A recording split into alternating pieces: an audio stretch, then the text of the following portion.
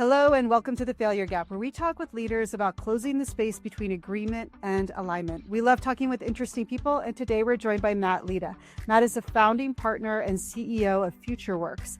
Matt is a digital leader with over 20 years of experience, having built his first game at 10 and launched his first startup at 19. Today, he's helping unlock the value of AI with his unique approach to upgrading the entire business logic. I read his first book, Leap, and I got so much out of it and the framework it provides. I'd recommend it. We'll put a link to it as well as to his new book that he just published this year in our show notes, so you can check it out there. Leap stands for Locate, Evaluate, Action Plan, and Progress. 4 straightforward steps that any business can take to unlock is an innovation engine. Matt, I'm so looking forward to having this conversation with you about how leaders can start to close the gap between agreeing that AI and innovation are good things for their business and getting aligned and getting it done together. So thank you so much for joining us and welcome to The Failure Gap. Excited to be here, Julie. Thanks for having me. Yeah. So Matt, it would be great if you could just share with our listeners a little bit about your journey to leadership. How did you come to be the founder and CEO of FutureWorks? It's a bit of a windy journey, but to leadership. I started by, I was a kind of, I think maybe very individualistic at some point in my life early on, and I just thought that I can do things by myself much better. And so I started my first company when I was 19. Like actually, I dropped out from school, from university, and I founded an art platform. At the time, I was doing a lot of like multimedia art, so installations that would react to people and so on. And I noticed that my peers didn't have a place to share digital art like that. And so we created a platform, and then that platform has grown and became one of the kind of like bigger ones online. And eventually I ended up, that was in Wales, actually, in the UK. Then I ended up in London, and then I moved to California, the Bay Area, and then ended up, living, exiting, and traveling the world, which I didn't know at the time, but ended up being 3 years, eventually. And in that process, I started an agency, a professional services company that would help Silicon Valley companies build their digital products and innovate and so on. So we're kind of like a plug-in team that would help do everything around the product. And that has grown, and I was kind of traveling. It was a bit of a lifestyle business at first, but then it has grown to exponentially. Every year for 7 years, it doubled. And so it became biggish for me at the time. And eventually I started feeling very comfortable and chasing shiny objects, as it happens, I guess. And so I started a venture studio, a Burning Man camp, like a future-oriented community. Started angel investing in climate impact projects. I started I started those events that we started organizing called Future Horizon, together with the community that would kind of bring thought leaders and investors, entrepreneurs together to kind of solve issues of the future.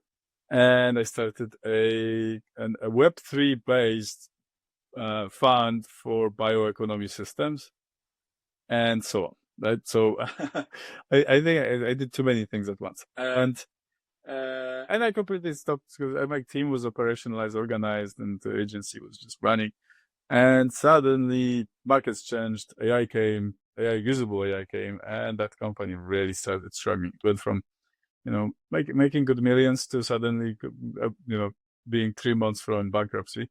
And so I decided to go back and take a look at it and see if, are we saving this or is it going away? And as I did look, I noticed that there's a new exciting opportunity for me.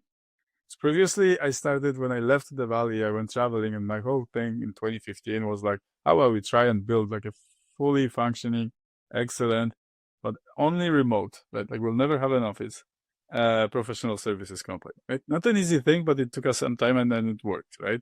Worked very well. And then now my thought was like, what if we connect that with a lot of AI? Like, would that not be better? Are we not going to be faster, cheaper, and better at the same time, which is like the impossible things thing in in services, right? And so I did an experiment about 2 years ago, just as ChatGPT 4 came out. I did this experiment where I challenged myself to create a new company as a solopreneur with AI as my partner in 30 days. And then I would share the findings every day on Twitter back then, X now. And I would, just to see what happens, right? Like the idea was like, at the very least, I'm going to get some, new connections and contacts and at least see what it is like. At the time, I think the other company had like 70 something people. It was already down on size, but still had. And so it was kind of interesting to work by myself and use AI as my thinking partner deeply and execution partner, and so I kind of, vibe coding became a thing much kind of later, like a year later, but at the time it was all, everything was vibe coded, everything was done using AI and always documented. And I ended up making a business that works. We got like a pipeline of about $1.4 million and we even delivered $20,000 worth of business in that 1 month, right? And then, or 30 days. And, and then, we ran this on the side of the other company. And I think a few months later, we realized that running two things is too much at the time. We need to think about reorganizing things. I need to see where I want to focus. And so I focused on FutureWorks and we ended up closing the other company. And that's how it happened. Yeah, it seems like you're a serial entrepreneur for one thing, and you like like this idea of experimentation and having a place to play and build things, and then seeing those things that you build come to fruition and really come to life and start to have an impact. Yeah, I think there's like a two-level serial entrepreneurship, because on one end I founded all sorts of companies over time, but second one is I somehow am attracted to the professional services model, which is you kind of have new projects inside all the time, right? And so it's quite interesting to me to have new challenges, to be able to kind of go deep with new people on new problems and solve them. Yeah, I would agree. As someone who's been a management consultant for 30 years, one of the great things is that every few months you're learning a new business, a new industry, meeting new people, seeing new problems, and getting to put your brain on that. So I can certainly appreciate that. You mentioned something that I just want to make sure our listeners have an opportunity to understand: vibe coding. I don't know that everybody is familiar with that term. Yes. Do you want to just take a minute and maybe share what that is and how you use that? Yeah, it's basically using AI for software engineering in a modality where you do not entirely or at all write the code by hand, as it has been ever since software was invented, but you ask AI to do it, and you sort of give feedback, curate, but you don't actually write it. Very popular now, causing a massive shift in the industry. And now there's no going back. Yeah. I think the key with things like this, and maybe what people who are more business oriented and less technical oriented can take away, is that this idea of how you interact with AI can really help you overcome technical barriers. I know for me, I have a background in software development, so I know a little bit about it. But I mean, Matt, between you and me, I started with COBOL, so that dates me, right? COBOL is pretty simple language, right? Like it's pretty straightforward. But I have that kind of construct.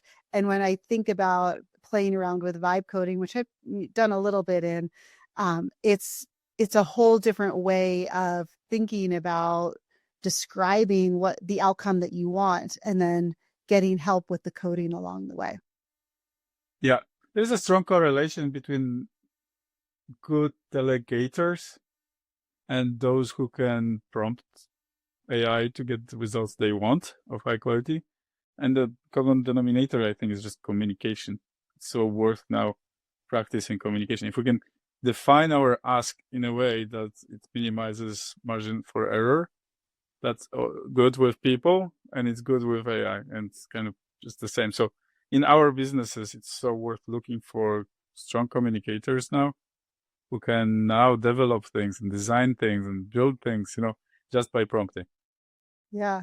I was listening in on a AI podcast not long ago, and the host was saying that one of the best degrees for an AI world is philosophy, because you learn to ask great questions.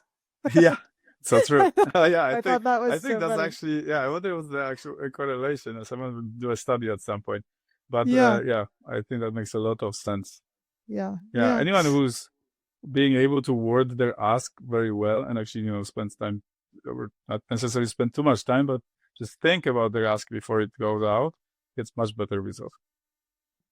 Well, talk to us a little bit about this space between agreeing that AI is a good idea and we should have a lot of innovation in our organizations, and getting as a business, getting aligned to bringing that to life in interesting ways. I know you've written a lot about the cultural aspects, the people aspects, the need for retooling, not just throwing a lot of money into R&D and innovation, but really looking at the whole system and how you bring that forward. Yeah. What do you see as some of the places maybe where businesses get stuck?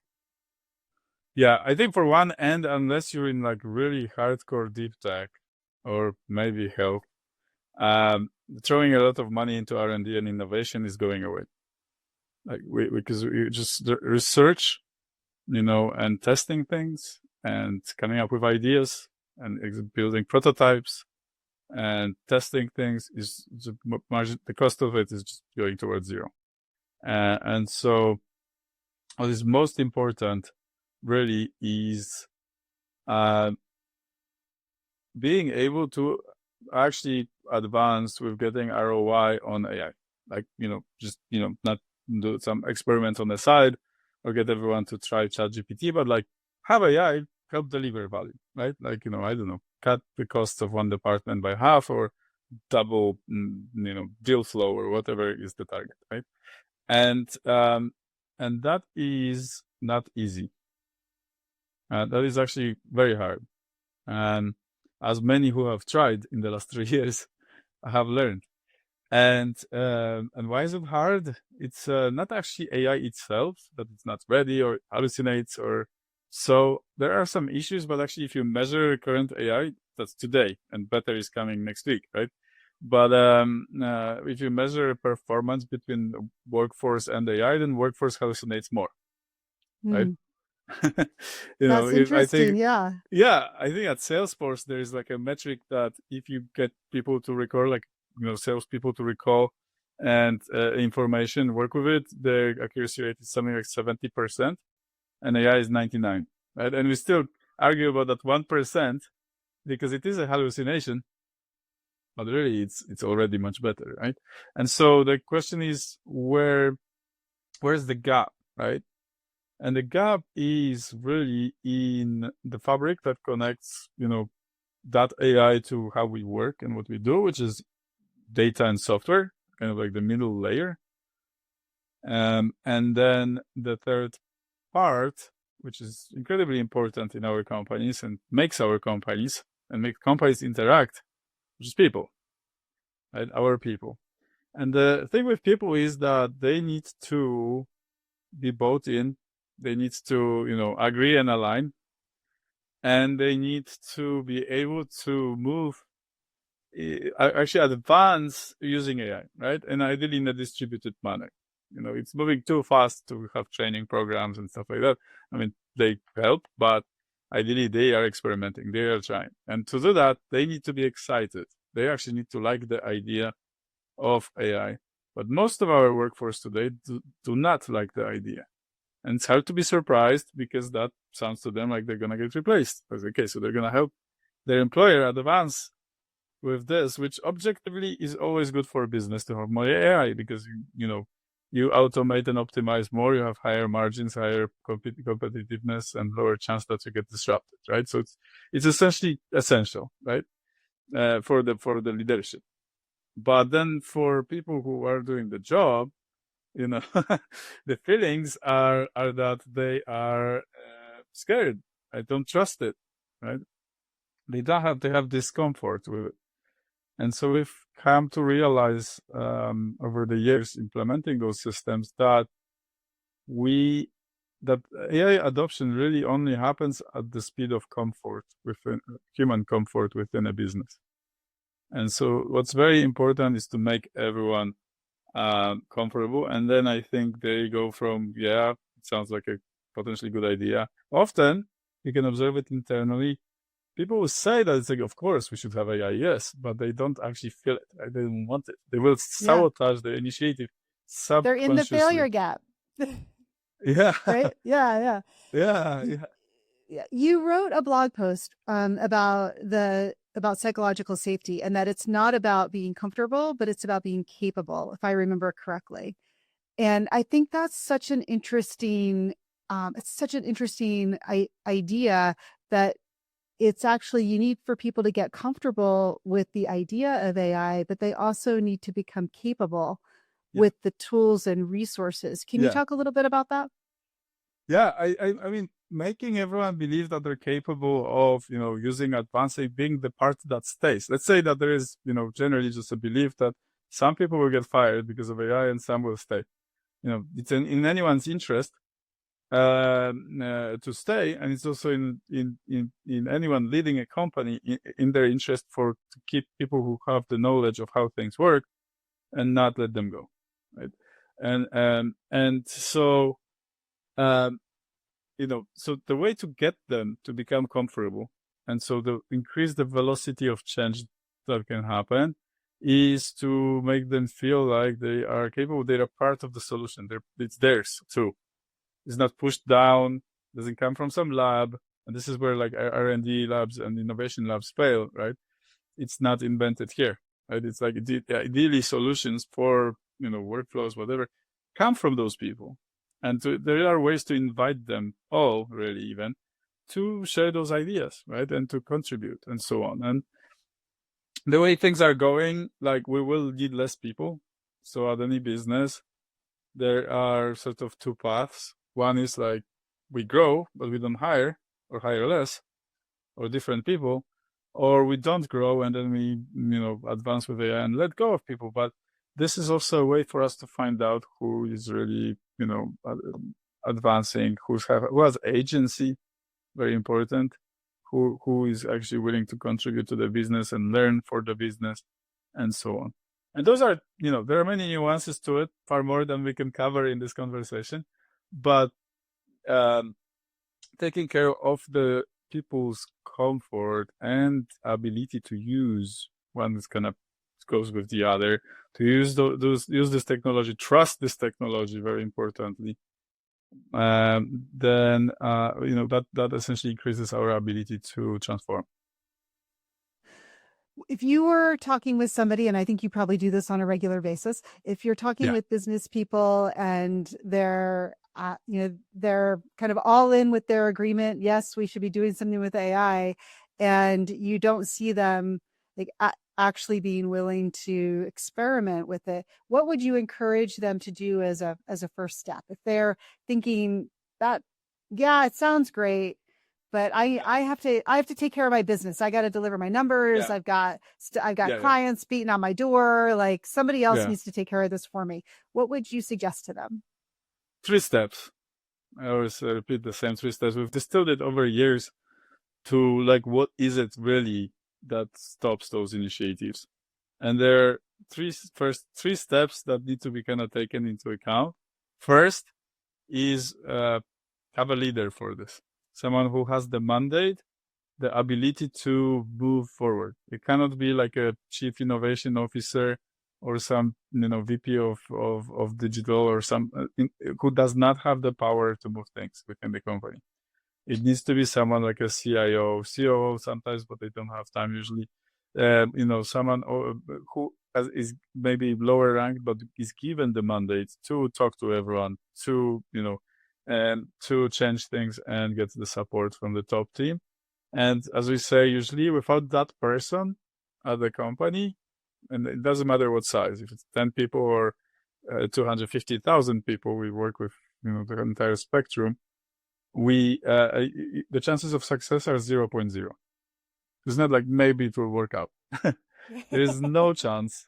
There's Yeah. no chance of success if you don't have ownership and a leader who can drive it forward. So that's the first step. The second step is for them to start. And now the starting, for many companies like to build it up in their heads. It's going to be, millions of dollars and years of work and a gigantic transformation project. And then they delay things. And the delay is very dangerous. And it's not because they won't be able to catch up on technology. If they start in 2 years, they can still implement AI and AI will be faster. But they will lose 2 years of culture change among people on their team. And that you cannot really catch up with. You can compress that 5 years to 3 years maybe, but still it's years of work to get our people adjusted to AI. And so to build that comfort, to make them feel like, they're collaborating with those systems. And so you cannot really make up for this time. And especially that the velocity compounds, therefore anyone who started earlier is starting to see faster movement. And so a competitor who started a year earlier and continues might never be caught, right? Like you might not ever be able to catch up with them because they're on an exponential improvement curve. And then there's this third step, which is not stop. So they need to start and not stop. And the not stopping part is actually harder by far. So ideally, they start with something small, they start immediately, they build it up from there, they compound value, they keep going, right? But the not stopping is where it gets difficult because those initiatives get, defunded, they don't show results sometimes for a few months, leadership changes, strategy changes, and so on. There's so many companies I've seen who started, made progress, and then something happened and they stopped and they're like basically back to zero. And so the very important role of that person is not to stop and to give them the power to not to stop. But also what really helps is if the practice is so lean and so cheap, let's say, low on resources within the company, that it is hard to stop by finance. So no matter if things are well or things are not well, we can carry on. And that's why we created the Leap and refined it over the years, because it really makes it extremely lean, provides all the tools that enable us to keep going. And simply the going becomes an exponential change agent within the company. At Karrikins Group, we like to say that small things done consistently over time change the world. And I think that's part of it. Like, just don't stop doing small things. Yeah. They don't have to be big. You can just take these small steps. Yeah, there is a lot of loud voices against incrementalism, right? But those come from people like Peter Thiel, used to investing in wild, fast-moving ideas. When it comes to transforming our own company, all we need is, to see things and to improve them on repeat. And eventually we will outcompete, right? We don't need, it's, the leap is essentially kind of like a meta joke on itself. It's not a large leap. It's a sum of the small leaps that you do on repeat that create the large difference. Absolutely. Yeah. You talked about making sure that there's a leader, someone who's clearly identified that this is their responsibility. You talked about getting started, just start, and then keep going. Don't stop. And one of the things that I think is so interesting in what you were talking about is the fact that some people are, I think, dragging their feet, some of the leaders that I talk to on a regular basis, because they feel like the technology isn't settled yet. And so they're confident that they can catch up on the technology roadmap when the time comes, I'll say. But you make the point, which I think is very, very interesting, that you are going to be so far behind culturally that you may not be able to catch up. And I don't know that business leaders are thinking about that and taking that as seriously as they need to, because they're so fixated on the technology and they're waiting for the dust to settle on the technology. And they're probably right. They can catch up on the technology roadmap at some point, but they are going to be so far behind culturally that they will struggle to keep pace with the competitors who are out of the gate ahead of them and are willing to experiment and try and fail and learn and grow. Yeah. Yeah, I think my second book, 100X, sort of opens. I think it's in the first chapter anyway, but might be a bit towards the end.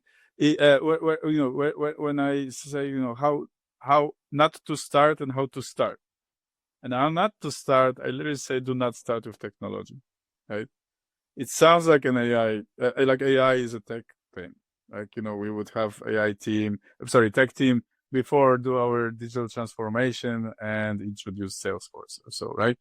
That is not the case. It's actually a whole company transformation that needs to be done in sort of holistically looking at how people are advancing and how technology is advancing at the same time. So in the same book, this is actually kind of like a layer cake where I swap chapters. One chapter is about people, one is about tech, one chapter about people, one about tech. And this is how we should advance those initiatives.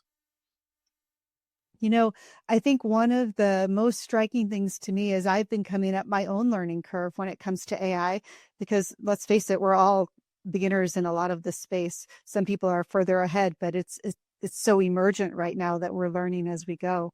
And one of the things that has really struck me is that I have had to change how I orient towards technology and start to think about it differently and interact with it differently. And once that connection got made in my brain, which I'm happy to say took a while, I had to work at it. Mm-hmm. But once I made that shift, then suddenly the power of AI really opened up to me. And when I stopped trying to put it in the box of, I don't know, Google search or like it needs to do things for me, like just make me faster or whatever. Then I started to really interact with it in a different way and was able to unlock a lot of value very, very quickly. But it took me a minute to get there. Do you see other am I alone, or do you see other business leaders struggling with that as well? No, everyone's struggling. I mean, everyone's struggling. And not just existing businesses with workforce who are not digital native. That's still a thing, right? The digital native divide of companies, right? I had the pleasure of spending some time again at Harvard Business School recently, and it's still a big subject. Like, how do we deal with our digital native workforce? We don't understand them, right? And now we have the new wave, which is AI native, and that's a complete departure, even far deeper, far further, right? So there is a lot of misunderstanding still, and not so much, good use. But not just at those older companies, frankly, at our own company, right? Like, we've been implementing AI for 9 years. Like, the previous company was also implementing AI. But it was not AI native in the sense that we use AI to do it, right? We didn't have like our own systems. And so the new company is built on top of those systems. That's why it's different. But otherwise, we've been doing AI for a long time, and we are seeing we ourselves had problems with this, despite we understand the technology, and despite switching the mindset of our own engineers, who are people who implement AI, who are at the forefront, who are kept up to date with everything all the time. We're literally called future works. We had problems and still will have problems, and so everyone else, whether they say they do or they don't, has a problem getting their people to get value out of AI. And so it needs to be an ongoing practice. So that practice compounds, and so worth investing in, just simple activities like sharing, connecting people in little groups and sharing what they accomplished regularly, right? And what they can now do, and so on, and showing others, like, and inspiring others to do things. And then, like it is in our case, I mean, there are things that would take us a month of work for a person that take us like 30 minutes now. It's really insane once you've got like the hybrid setup of people, software that connects it all, and AI. Like, it's kind of crazy what you can do, right? But to get there, it's a battle. Yeah. It's not that easy. And I think it's interesting. You also talk about sharing what you're learning and what you're trying and what you're doing. And I feel like another blocker that I see in with some of our clients is that, well, two, maybe one is that the business leaders might be the kind of people who want to go learn everything in private and then show up Yeah. as someone who knows. I actually think it's hard to learn in private about AI. It's easier to do in Yeah. community, or like easier to do with other people. And two, they want it to be, we'll go back to that difference between big leaps and small steps. They want it to be like big and splashy. And I'm like, I don't know. Yeah. I just shared with my team that, I don't know, made a dinner menu using AI and it was really helpful. Like Yeah. it doesn't have to change the world, right? It can be, Yeah. this is how I'm experimenting. This is how I'm learning. This is how I'm growing. And that's when you talk about just get started, to me, that's, if people could just wrap their heads around that to get started, like it doesn't have to change the world. It can just be something small that you're Yeah. sharing with other people. To me, that would really help unlock some of the cultural Yeah. impacts that are needed. It's a lot like fitness, right? Like, Mm. if you want to be fit, you need to start and keep doing it, right? You need Yeah. to keep working out, and that's that. Like, Yeah.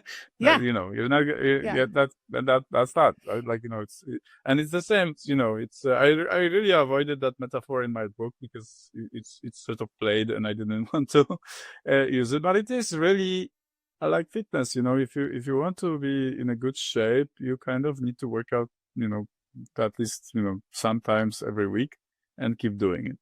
And it's the same with embracing the AI. It just needs to be done.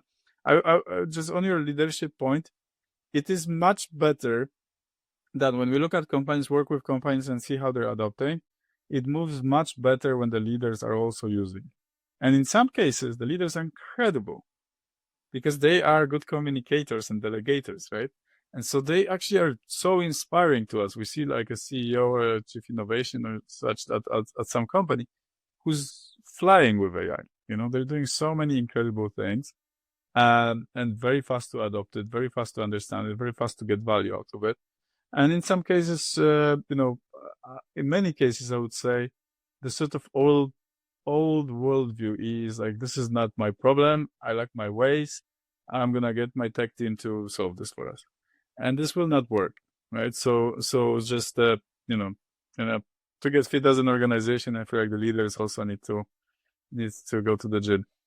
Yeah. And I think there is a degree of tenure around that impacts that. People who are further along in their careers feel like their job is to lead and it's other people's jobs to do. And they are more focused on things that are impacting the business at a strategic level, but this is impacting the business at a strategic level. Yeah, And it so absolutely is. they have to understand it in a way that helps them Yeah. to make better decisions. Yeah, absolutely. I mean, how much time do we spend running businesses, sitting in board meetings or advisory board meetings and such, or talking to our advisors, coaches, and whatnot? You can have all of that very well done if you just set up a bit of infrastructure, teach the AI about what's needed and so on. Like I have my ongoing co-CEO, and I run all sorts of ideas through that model, and I get sometimes terrible ideas I don't like, and often really good ones that I end up actioning on. But it's good to have like this ongoing sparring partner, and I cannot imagine my work differently now. And I think anyone can benefit. I mean, that's such a time saver, right? I don't know if I know anyone who's like excited for a board meeting, and I think they're that's true. necessary because of structures of our businesses, but it's it's just so much more value and so much faster. And if the systems are connected, whether you get advice that is immediately transferable into actionable, documentation and tasks and delegates and so on, that all can be automated, right? So you don't even need to have to then like look and discuss and so on. You can convert really like pulling ideas out of someone's brain and putting them into action. Yeah. Yeah, absolutely.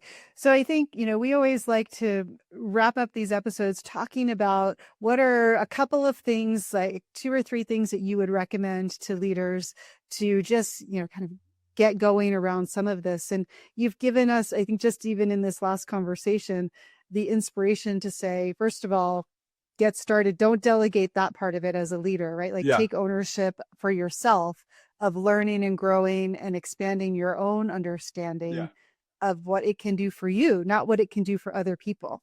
Is that a fair summary there?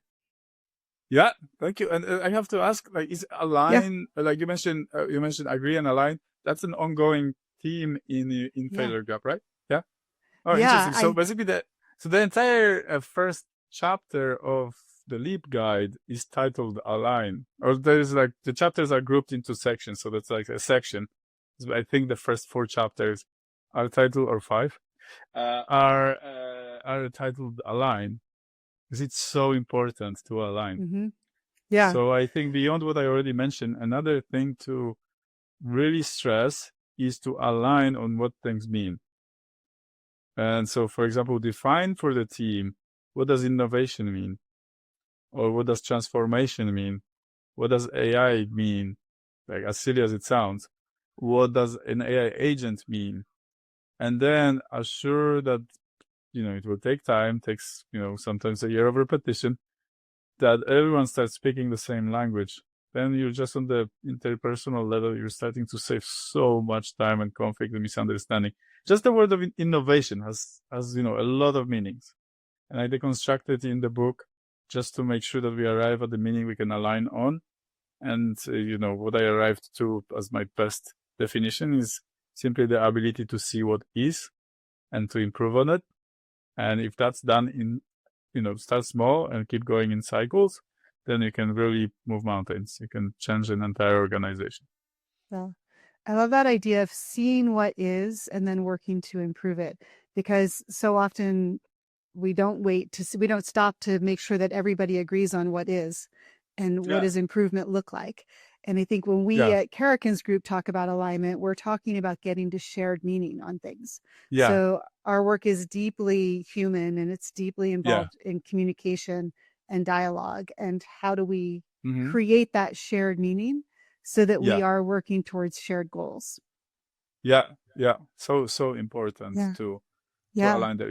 Today everyone's bombarded by 10,000 different startups and bigger companies who are selling some kind of agents that are not really agents, and some kind of AI technology to them, and all of those are solutions looking for a problem, incentivized by their necessity to increase their ARR, and it's not really the way to start at all, right? It's just the way to start is to find this ability to have signals from within the organization, from the people in the trenches, from communication between departments, and understand what is not working or what hopes and wishes those people have.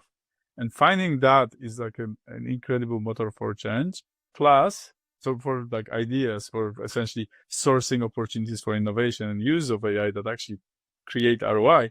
But importantly, like we mentioned at the beginning, that also creates this culture change, like because people are feeling heard and part of it. Yeah, I think a key takeaway from this conversation is don't worry as much about losing ground on the tech as you do about losing ground on the culture. Because if you fall too far behind in that space, then you will never catch up. Yeah. Yeah. I don't know what would it take. We would need to swap your people, and then the talent shortage for people who are great at AI is going to be there for a very long time. Yeah. Yeah. If you could give two or three pieces of encouragement to a leader who does agree on the fact that it's a good idea to get going on AI, but is having trouble getting into action on it, what would be the two or three things that you would say to them as first steps? The person, the biggest unlock, someone who will drive it for within your organization, does not need to be a new hire. Ideally, it's not. You can find someone who's a high potential, high energy person who's like kind of middle of the company, but you need to give them the mandate, like promote them to make up some role for them. They're now the head of AI or whatever, or inter company alignment on automation or whatever, and they then will help you unlock the path and move forward. I know it's two. It's not so selfish, but we've studied it for years, and I've talked to 200 plus different leaders in the field to even start shaping the thinking. I would say give them the book. Yeah, because that I agree. really is a mechanism for Yeah. and we've open source this and a lot of other activity we do, and and that comes with a lot of tools that just make it leaner. They don't have to make all the mistakes as well. They can just follow that and get going. Yeah. Yeah, and it is a great reference. So again, we'll put the link to it in the show notes, and I would encourage people to check it out. Matt, if there was something in the world that you could get people aligned to be doing together, is there anything that you have your nonprofit, I think it's called Future Horizons. Is there anything that you want to mention as we close out here that you would just love to see people kind of rally behind and put some community effort towards?